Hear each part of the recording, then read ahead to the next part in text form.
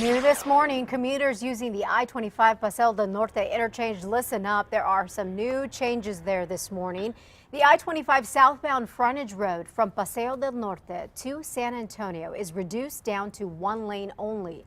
This will no doubt cause some delays, so make sure you give yourself extra travel time or avoid the intersection entirely if you can.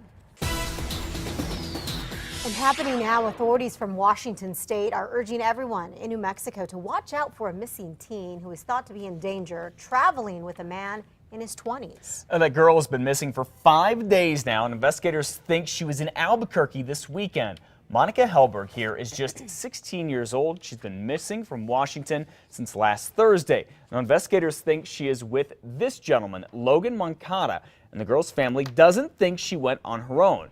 Albuquerque police searched this motel on Central Saturday after getting a tip the pair were in there. Investigators didn't find the two, but they did get some important clues. The room they were in did have hair dye and disposable razors that led us to believe that at least either Logan or Monica had changed their appearance. Investigators think the two are now driving to Crystal City, Texas, but they could still be in New Mexico. Investigators are looking for a 2014 yellow Ford Focus with Washington plates. If you see the car or these two, please call police. Well, investigators in Española are trying to find out if two men caught vandalizing a nonprofit agency have done this before.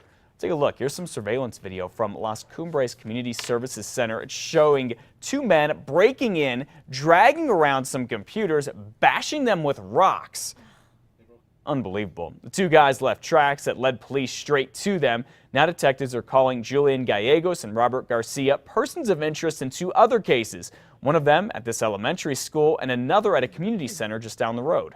So they're all pretty close, but it's very similar, and they're all in the same area, which leads us to believe that these guys may be involved. In each case, police say nothing was stolen, but thousands of dollars of stuff was damaged or destroyed. The county clerk in New Mexico who was sued for issuing marriage licenses to same-sex couples has raised so much money to cover his legal fees, he's now giving some away. The Las Cruces Sun News reports Doñana County Clerk Lynn Ellens raised more than $36,000. His legal expenses totaled about $31,000. So Ellens says he now plans to give the rest of the money to New Mexico Unites for Marriage Equality. Last month, New Mexico became the 17th state to legalize gay marriage. Now, even though the state Supreme Court ruled that same-sex marriage is now legal in New Mexico last month, supporters are still running ads on the issue.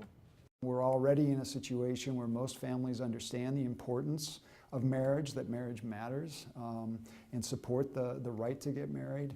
And we just want to continue to build that kind of awareness. Groups like the American Civil Liberties Union of New Mexico and Equality New Mexico launched this statewide TV ad last week featuring some Albuquerque parents with their openly gay son. Well, experts say the reason behind the ads is probably because Republican lawmakers are pushing for a constitutional amendment in the upcoming session to call for a statewide vote on same-sex marriage. They say the ad is targeting a key group, religious Hispanic Democrats. A controversial plan headed to the Roundhouse could make it easier for high school students to graduate here in New Mexico. Mimi Stewart has introduced a bill to create a second kind of high school diploma. With this one, teens would need one less year of math, and they could take lower-level math and science classes. The bill also allows districts, not the state, to decide if students who flunked the state test would be able to get the easier diploma. Now, if this bill is passed and the governor were to sign it, this year's graduating class would be able to get this easier diploma. Now, the Public Education Department does not like this idea, though, saying lowering the standards would not help students. Well, APS's finances are not looking good for 2015, and that could mean cuts.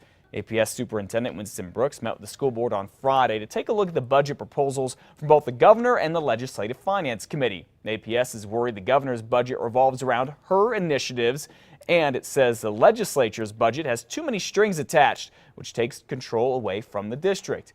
Administrators are concerned that neither plan will cover APS's needs, and then it would have to cut costs.